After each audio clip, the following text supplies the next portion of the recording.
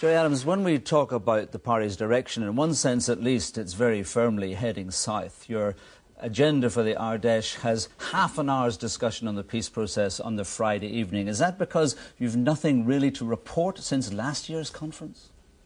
No, we actually have quite a lot to report.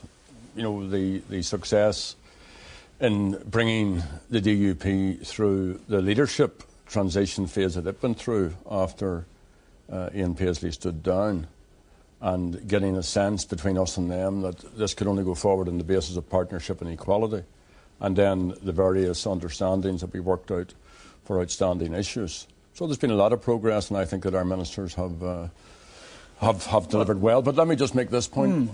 Against that background, and for the last 18 months, we have engaged in a massive reorganisation of the party, particularly in the south. Now, not exclusively, but particularly in the south. And that's as the institutions bed down, as matters level out here, as we continue to get good working practice, then the party will turn its eyes more and more southward. But you talked last year to the conference about getting policing and justice moving along. It's not really moving along at all, is it? I mean, the DUP still have the veto on that. Well, this business about a veto, Sinn Féin and the DUP have vetoes. It's whether you want to exercise them or not. But the DUP have agreed on the broad principles. They often tell us and tell you that they're a devolutionist party. They always wanted to see the transfer of powers in policing and justice. And I think the process that's now in place will bring that about. So you're not concerned about it in any way? No, not at all. And you think the party's not concerned about it? If it happens this year, next year, 5 years, who cares? Well, people do care, and it's quite central, but I have no reason to be concerned that the process which is in place is not going to deliver. All right. Irish Language Act? Not getting very far in that, are Big we? issue there. You're faced with a really difficult situation when the Minister has set his face against an Irish Language Act, is against really anything that has got to do with, in my opinion, culture of any kind.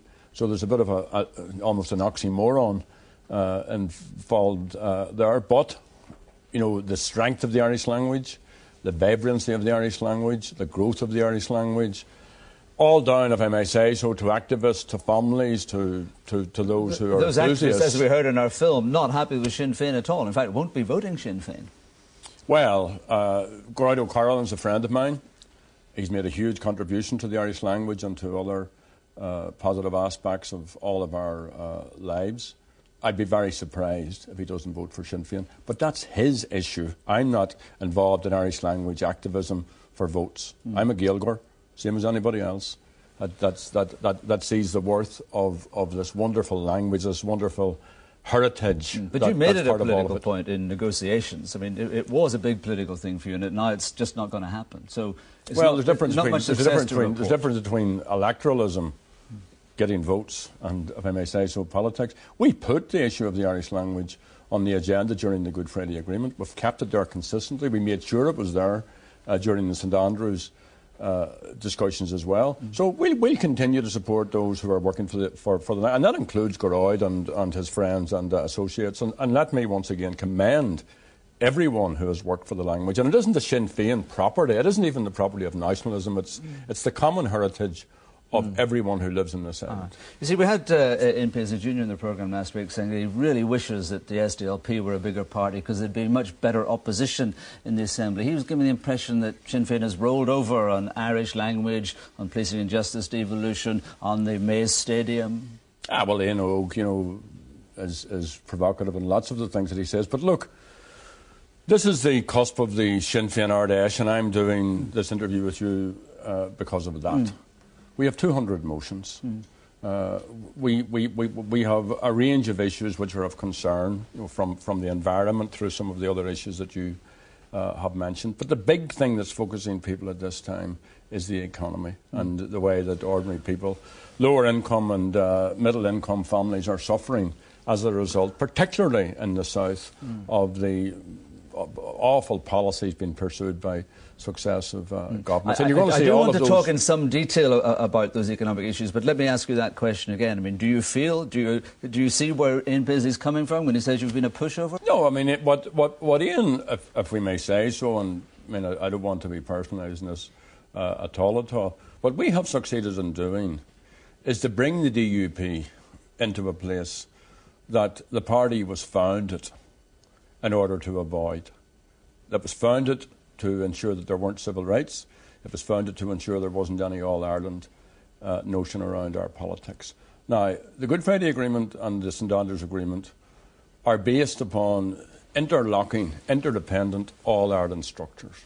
The Assembly sits within the Council of Ireland, within the Council of Ministers, within the overlocking and interlocking implementation cross-border bodies, and the DUP, in fairness to them, are working all of those within their own light. So if Ian wants to throw up distractions about the place, that's fair enough. And incidentally, he can wish all he wants for the SDLP to come back. The SDLP aren't coming back. You think so? No, the SDLP have a legitimate vote, and they're entitled to that, and we respect that. But, I mean, people have made their very, very clear choice, and Sinn Féin is now the largest party in this part of the island. We want to deliver. I think we are delivering. People make their own judgment in all of that. And, you know, you don't set aside decades of mismanagement, of bad government, of discrimination immediately. It takes work, it takes a process, and Martin McGuinness is doing a tremendous job leading our people in that institution.